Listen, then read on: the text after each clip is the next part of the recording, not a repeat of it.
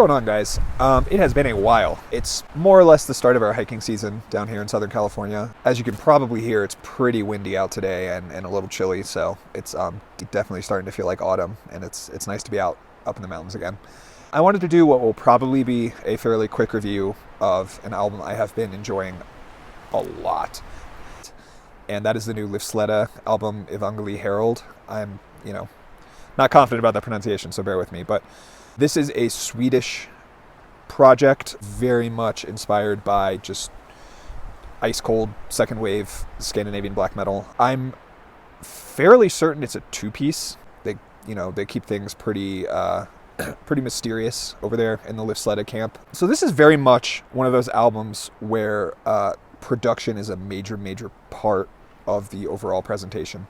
I'm actually not even sure if this band plays live, and I think bands like that can really lean into production as almost, an additional member of the band in a way, because you're able to sort of, add sounds and layers and textures and just sonic qualities to an album.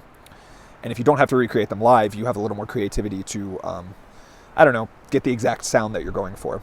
I used to really just not care about production, in the sense that if I liked how the music sounded, just if I liked the content of the music itself enough, I didn't really care if it was produced well, produced poorly. That has changed a lot in the past couple of years, and I think the reason for that is just the overwhelming abundance of metal bands, and specifically black metal bands. I mean, it just feels like the 2020s have ushered in almost a new deluge of band after band. And so it's hard, or it's becoming harder, I guess, to distinguish yourself and sort of stand out from the crowd. And I think Lifvsleda does that, but I think they do it by sort of really tapping into the energy and the ethos of second wave, mid-90s black metal. And obviously they're Swedish, so they probably grew up actually listening to these bands, maybe even seeing these bands live, and they really just have their finger on that pulse, so to speak. And so as I was getting at earlier, the production is just, it's perfect. I mean, it is perfect for modern black metal, in the sense that it doesn't sound bad for the sake of sounding bad, but it's still got this rawness and this grit to it that just really feels authentic. And I was actually talking to my wife recently about how a lot of metal kind of loses its appeal to me once you pass a certain threshold of polish, of shine. If it gets too refined, I feel like it loses that, that inexplicable quality that I like about metal in the first place.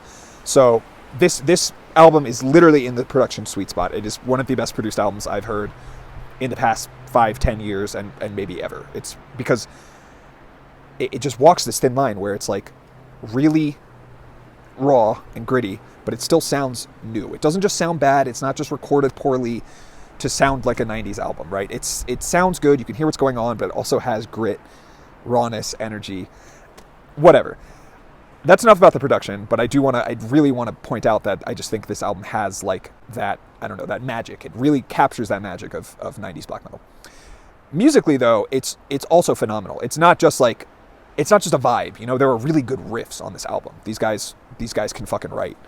And there's a great mixture too, and I feel like you have this in 90s black metal, where you have faster tremolo pick songs, but you have these like slower, like almost doomy songs, because it goes back to a time when the black metal genre is like less clearly defined, and so you could experiment more, and you could incorporate elements of doom or sludge or death metal or whatever you felt like adding into your band.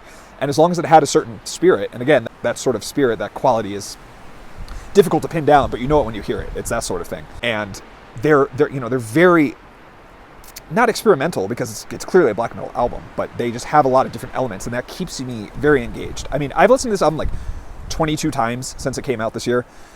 And just every time I listen, I'm just blown away by the quality and just the potency of the music on this album. So this is one I definitely recommend you guys check out if you haven't heard it yet. It's getting towards the end of the year, so hopefully I'll have the energy and wherewithal to actually do a year-end list this year. But let me know what you guys think if you have heard this one. If you haven't, check it out. Let me know what you guys have been enjoying this year. It has been, again, like I said, quite a while, but I'm really feeling the energy to start making reviews again. 2024 has been a crazy year for releases. There are so many good albums coming out this year. So, I mean, there's a lot of stuff I can and probably will be reviewing. So yeah, keep an eye on the channel, follow, comment, subscribe, whatever. And I appreciate you guys watching as always. Have a good one.